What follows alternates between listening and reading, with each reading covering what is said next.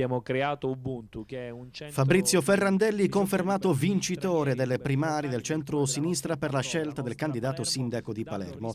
Così ha verificato il Comitato dei Garanti riunito nella sede del PD a Palermo.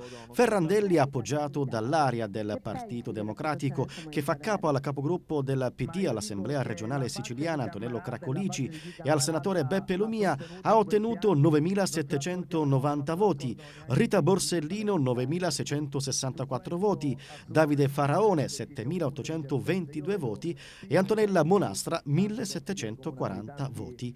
I garanti inoltre hanno deciso di annullare il risultato elettorale relativo al seggio numero 4 dello Zen ed hanno conseguentemente rideterminato lo scarto di voti tra Ferrandelli e la Borsellino pari a 126 voti. Fabrizio Ferrandelli afferma: i garanti hanno confermato la nostra vittoria alle primarie di Palermo, ora ricominciamo a costruire il futuro insieme.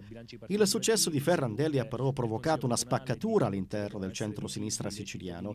Da una parte manifestano gioia ed entusiasmo l'europarlamentare Rosario Crocetta ed il deputato regionale Antonello Cracolici, dall'altra parte sono amareggiati e delusi soprattutto per l'annullamento del voto al seggio dello Zen il segretario provinciale di Sinistra Ecologia e Libertà Sergio Lima ed il dirigente di Italia dei Valori Pippo Russo, che chiedono a gran voce la convocazione di un tavolo del centro-sinistra per dei chiarimenti.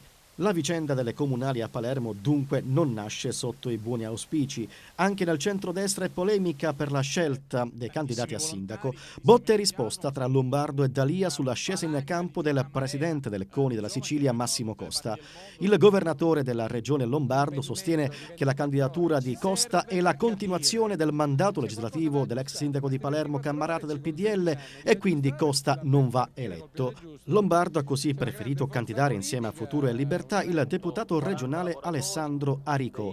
Lombardo dichiara: la nuova operazione politica è una scelta conseguenziale della manovra del PDL che ha sbandato il nostro candidato della prima ora Massimo Costa, che aveva un mandato preciso: apparire ed essere in discontinuità con l'amministrazione Cammarata.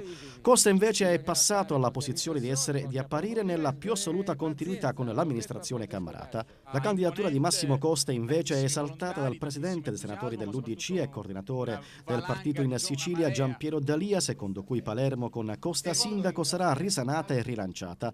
D'Alia rilancia: condividiamo con Massimo Costa l'idea di un nuovo metodo di governo del capoluogo siciliano. Salutare Giulia D'Anna.